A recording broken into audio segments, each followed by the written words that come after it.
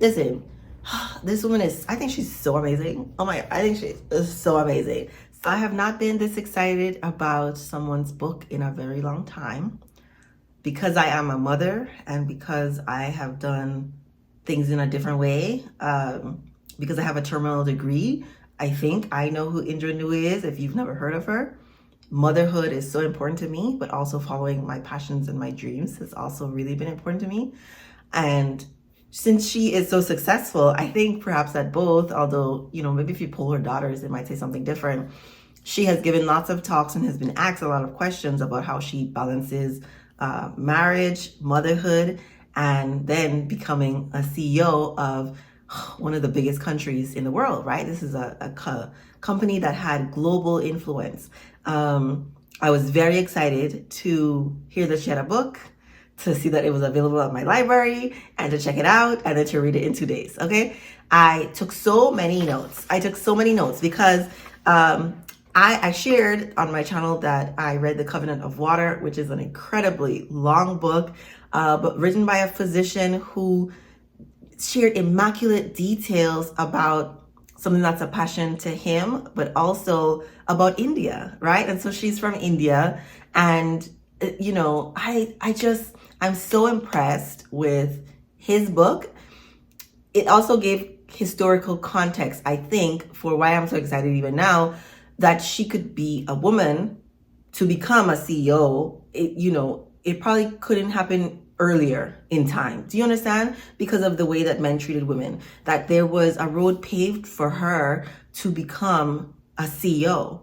And I have no desire to be a CEO, right? I mean, I run my own business, but I have no desire to own or run a Fortune 500 company, or to have thousands of people report to me, or to spearhead a vision. Like, I have no desire to do that.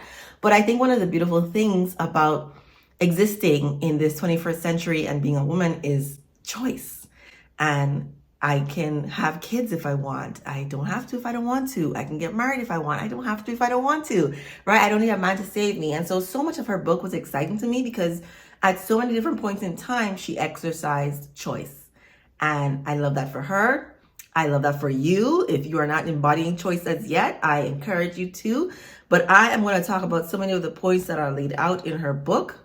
So stay with me if you love hearing about successful women, about motherhood, about attempting balance in life, and about love of life and purpose and passion and meaning, staying grounded, all the things, okay? Indra Nooyi's book is titled My Life in Full: Work, Family, and Our Future. So in her introduction, she shared that she was going to write a book about like motherhood and balance and work and all these things that need to be done in the workplace to help working mothers and families. But then quickly saw that so much of that research has been done already. And in fact, people know what works and what helps families and helps moms who just gave birth and fathers who, if they have some paternity leave, but people don't want to do it, right? Companies don't want to do it because it's expensive, even though it could lead to really good retention of employees and really good profits in the long run, right? Not just a short game, but in the long run. They just don't. I mean, certain companies do it, right? But a lot of companies don't do it.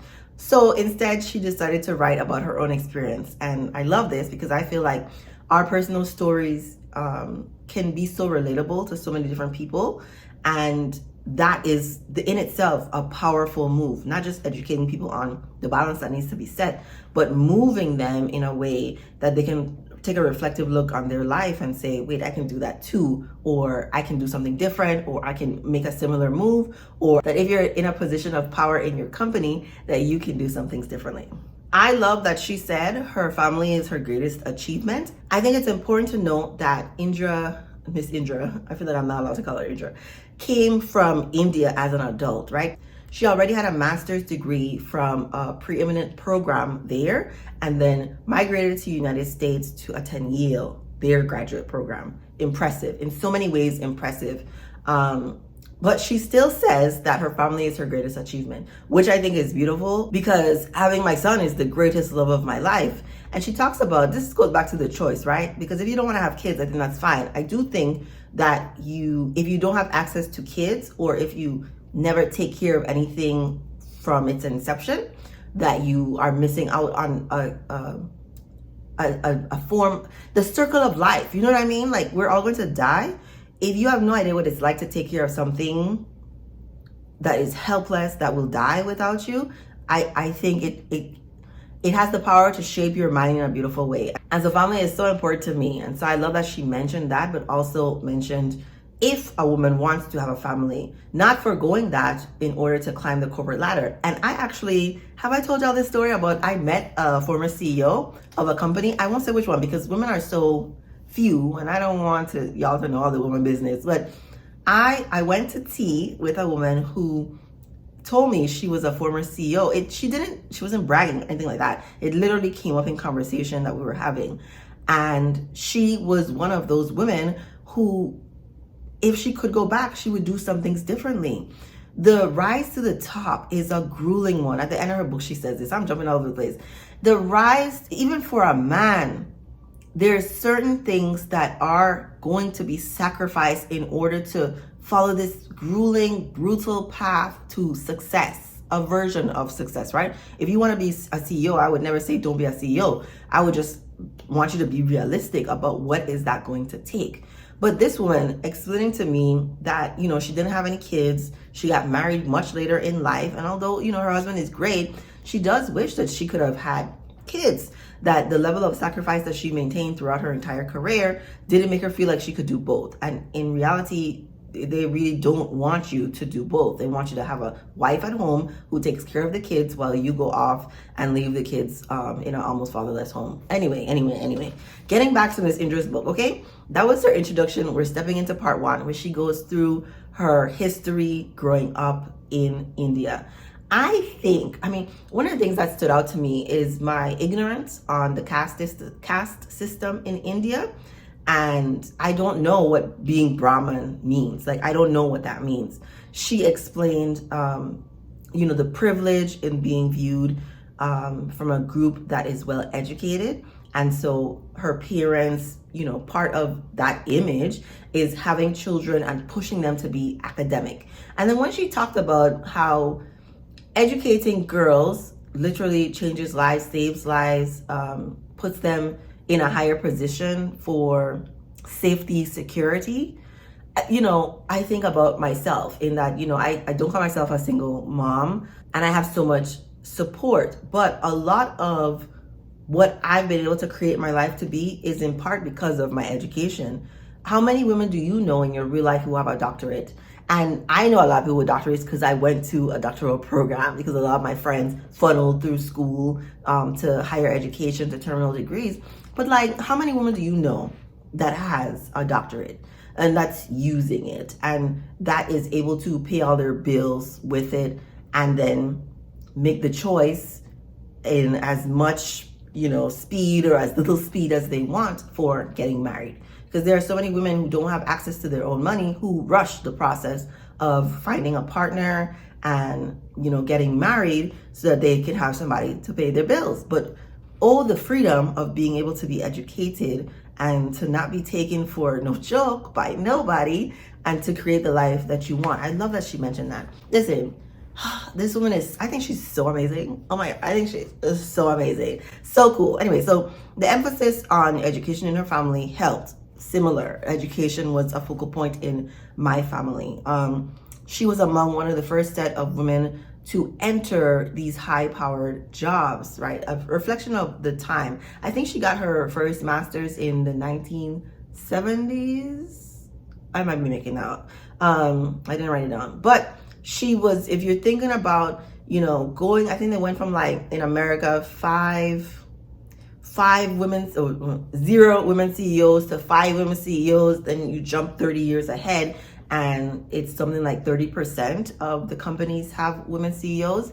I think it's so impressive. One of the things she talked about that I also relate to. So I brought up the part about her being in India. I wanted to make a connection to me being from the Virgin Islands.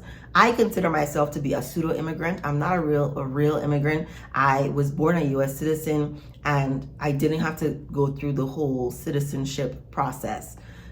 But moving from a culture that's so different from the United States mainland to a city in America is a culture shock, right? Is a culture shock. But she specifically talked about the loneliness of not having the things that you like. So you don't hear the people talking like you.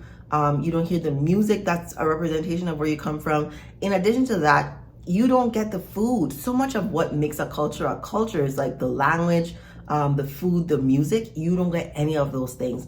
And so what you end up feeling, I mean, listen, I remember like so vividly the loneliness I felt in my empty apartment. I think I had like a dining table and a bed.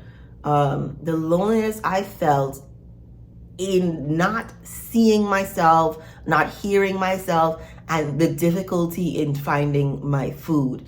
All of that just made it really, really difficult. And she had help from other immigrants who were able to show her, what to eat, what to try, what to do. And I, eventually started grad school and made some friends from diverse backgrounds whose food reminded me of my own. But then I did more of my exploring. But listen, that whole thing about finding other Caribbean people was a process. But before that, there was this loneliness. There was just I don't like, this is so sad. This is so sad. But I suppose you can relate even if you're not from a different culture, just moving to a new area where you don't know anybody and you don't really want, I'm an introvert, right? And at that time I was like scared. I was like scared of doing things by myself mostly. So I stayed in the house, okay? Stayed in the house bored and lonely. Bored and lonely, that was it. She talked about not wanting to view herself as a liability. And I wonder, she talks about the kind of immigrant that she is, right? She's one of the immigrants, and honestly, a lot of immigrants are in good standing. Ones that come from specific countries come with a little bit of, they're not rich, right? But they come with a little bit of money compared to, an asylum case or a refugee case that literally has nothing and cannot go back.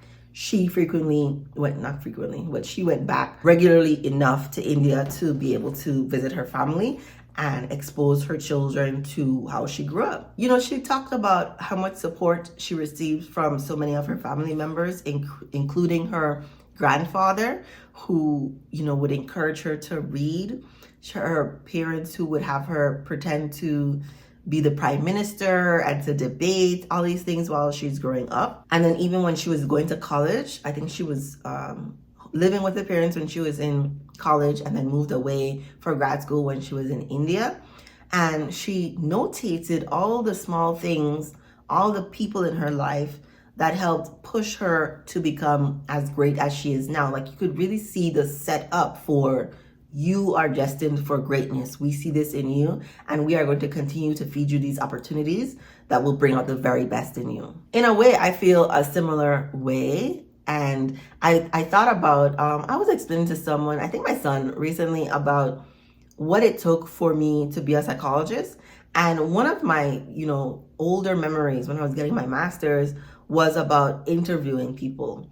And then when I started, my doctorate program, one of the things we had to do was record ourselves so that then in session with my supervisor, I would play myself in therapy with somebody else and they would give me feedback.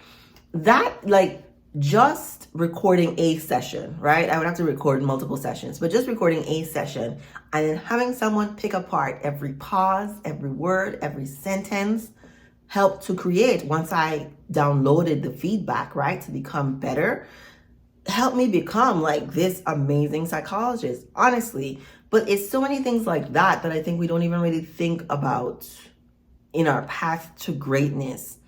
I loved being a student, so the process felt like a marathon, but not so much grueling. My internship was grueling. But there are so many little steps that will help you get to a CEO. You know what I mean? Whatever your definition of success is, there are so many little steps.